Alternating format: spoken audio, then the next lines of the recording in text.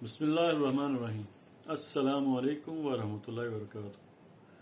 ناظرین، آپ دیکھ رہے ہیں میرا یوٹیوب چینل اور میں ہوں نثار احمد۔ جب سے یہ امپورٹڈ حکومت آئی ہے، آپ نے نوٹ کیا ہوگا یہ امپورٹڈ حکومت کے خلاف کوئی این جی او، کوئی ہیومن رائٹس کی تنظیم انٹرنیشنلی یا نیشنلی کسی نے آواز نہیں اٹھائی۔ جب 25 مئی کو عمران خان صاحب نے لانگ مارچ کا اعلان کیا اور وہ اسلام آباد آئے، تو جو ظلم و بربریت اس امپورٹڈ حکومت نے کی بچوں، بوڑھوں، عورتوں پہ، بزرگوں پہ، نہ انہوں نے کوئی بچے دیکھے، نہ خواتین دیکھے، نہ جوان، نہ بوڑھے، نہ بزرگ، جس طریقے سے رانا ثنا نے ظلم کی انتہا کی، 75,000 کے لگ بھگ کوئی شیل برسائے، اتنی سفاکیت سے اس معاملے کو ہینڈل کیا ہے ان لوگوں نے کہ شیطان بھی شرما جائے۔ لیکن مجال ہے کہ کوئی یہ موم بتی آنٹیاں یا سرخیے، یہ جو انٹرنیشنلی بہت شور مچانا شروع کر دیتے ہیں، کچھ ہلکا سا بھی کچھ پاکستان میں ہو جائے تو انسانی حقوق کی تنظیمیں جو ہیں ان کو بہت سی تکلیفیں شروع ہو جاتی ہیں۔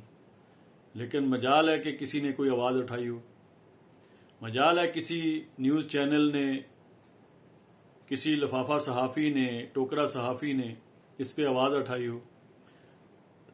اس سے پتہ چلتا ہے کہ یہ جو رجیم چینج والا آپریشن تھا، اس میں انٹرنیشنل طاقتوں کا ہاتھ تھا اور اس میں سر فہرست امریکہ کی اسٹیبلشمنٹ تھی۔ انہوں نے یہاں ہمارے اپنے ملک کے میر جعفر اور میر صادق ان کو استعمال کیا۔ یہ اس کا واضح ثبوت ہے کہ آج تک آئین اور قانون کی دھجیاں اڑائی گئی ہیں، لیکن کسی کے منہ سے کچھ مذمت کے الفاظ نہیں نکلے۔ کوئی تنظیم، کوئی ایسی این جی او جس نے کوئی بیان دیا ہو کہ یہ حکومت نے زیادتی کی ہے، ہماری نظر سے نہیں گزرا۔ اصل میں امریکہ کو ایک کٹ پتلی حکومت چاہیے تھی۔ حالانکہ عمران خان صاحب نے اسمبلیاں توڑ بھی دی تھیں، لیکن دوبارہ سے بحال کروا کے انہوں نے یہ رجیم چینج آپریشن کامیاب کروایا، لوٹوں کو خریدا اور اس میں سارے کے سارے لوگ جو مین کردار تھے، جو کسی ملک کے ہوتے ہیں، ان کو استعمال کیا۔ راتوں رات 24 گھنٹے عدالتیں کھلنے کا بیان اور عدالتیں کھول دی گئیں۔ یہ جو سارا رجیم چینج آپریشن تھا، اس میں ہمارے اپنے لوگوں نے جہاں تک ہو سکا بھرپور باہر کی طاقتوں کا، دشمنوں کا ساتھ دیا۔ آج اس بات کا واضح ثبوت مل رہا ہے کہ جس طریقے سے ہماری پاکستان کی معیشت کو برباد کیا جا رہا ہے، یہ ایک بڑا آپریشن تھا پاکستان کے خلاف۔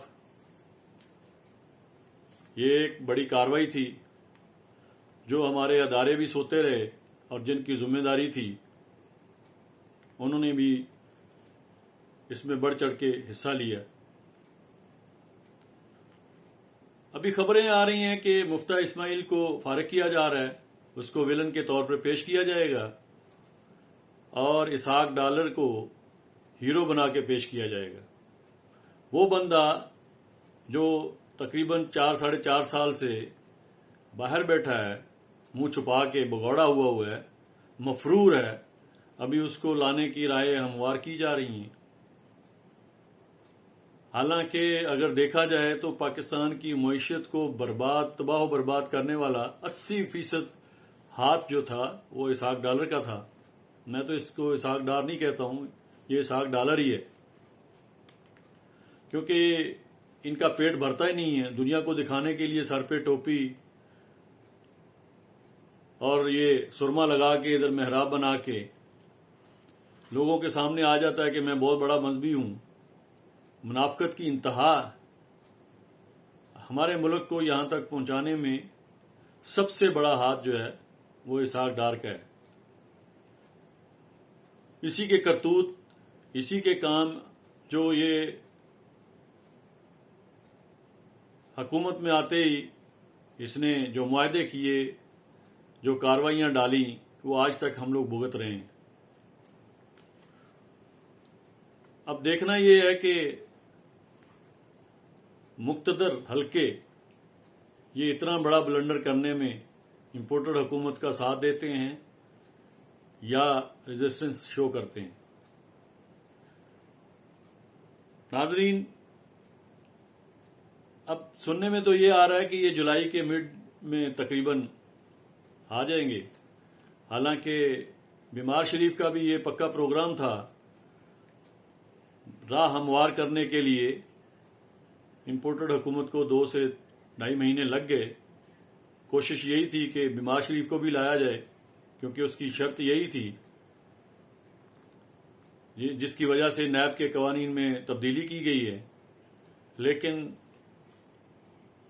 باس سے اوپر سے اس کو اجازت نہیں مل رہی ابھی تک۔ لیکن اسحاق ڈالر کے معاملے میں کسی حد تک راہ ہموار ہو گئی ہے، نیب کے قوانین چینج ہیں، اور یہ بھی ایک نواز شریف کی طرف سے ایک ٹیسٹ کیس ہے۔ اگر اسحاق ڈالر کو پراپر وہ ویلیو، وہ سچویشن، وہ عزت و احترام نہ دیا گیا تو پھر وہ بیمار شریف بھی نہیں آئے گا۔ پی ٹی آئی نے نیب کے قانون کی جو تبدیلی کی گئی ہے اس کے خلاف سپریم کورٹ میں جانے کا ارادہ کر لیا ہے، بلکہ پٹیشن دائر کر دی ہے۔ دیکھتے ہیں کہ ایسا نہ ہو کہ سارا پلان جو امپورٹڈ حکومت نے کیا ہے وہ دھرا کا دھرا ہی رہ جائے، کیونکہ ابھی آہستہ آہستہ کچھ چیزیں چینج ہو رہی ہیں۔ جیسے لاہور کورٹ کا فیصلہ پی ٹی آئی کے حق میں آ گیا ہے۔ حالانکہ میں یہ سمجھتا ہوں، میرا یہ تجزیہ ہے، غلط بھی ہو سکتا ہے، اس پہ اتنی خوشی کے بغل بجانے کی ضرورت نہیں ہے، یہ ایک آئی واش بھی ہو سکتا ہے۔ یہ ایک طرح سے پی ٹی آئی کی چھوٹی سی فیور لینے کی بھی کوشش ہے، کیونکہ یہ 5 سیٹیں دے کے وہ آگے کی 12 سے 15 18 سیٹیں لینے کی کوشش کریں گے۔ جس طریقے سے آج یاسمین راشد صاحبہ نے بیان دے دیا ہے سیکٹر کمانڈر کے بارے میں،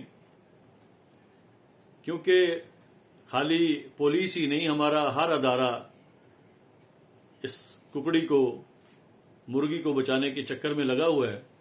اگر انتہا کی دھاندلی کر دی گئی، جیسے کہ وہ نظر آ رہا ہے کہ کی جائے گی، تو پی ٹی آئی کے لیے بہت بڑا مسئلہ ہو جائے گا۔ یہ سیٹیں جیتنی بہت بڑی مشکل ہو جائیں گی۔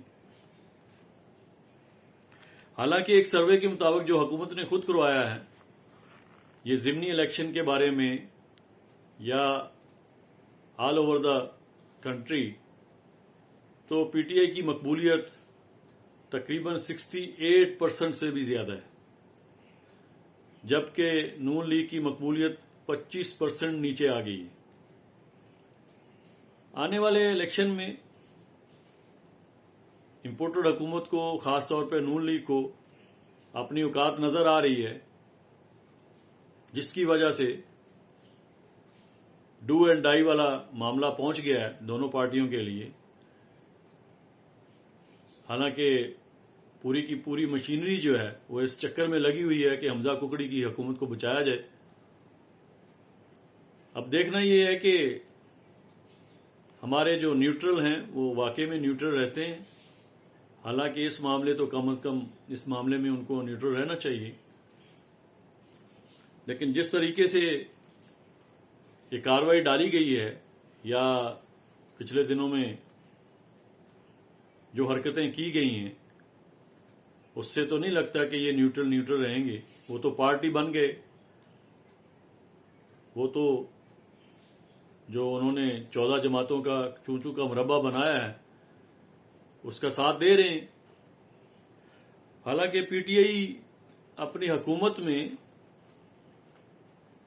آئی بی جو ہے وہ وزیر اعظم کے نیچے رہتی ہے.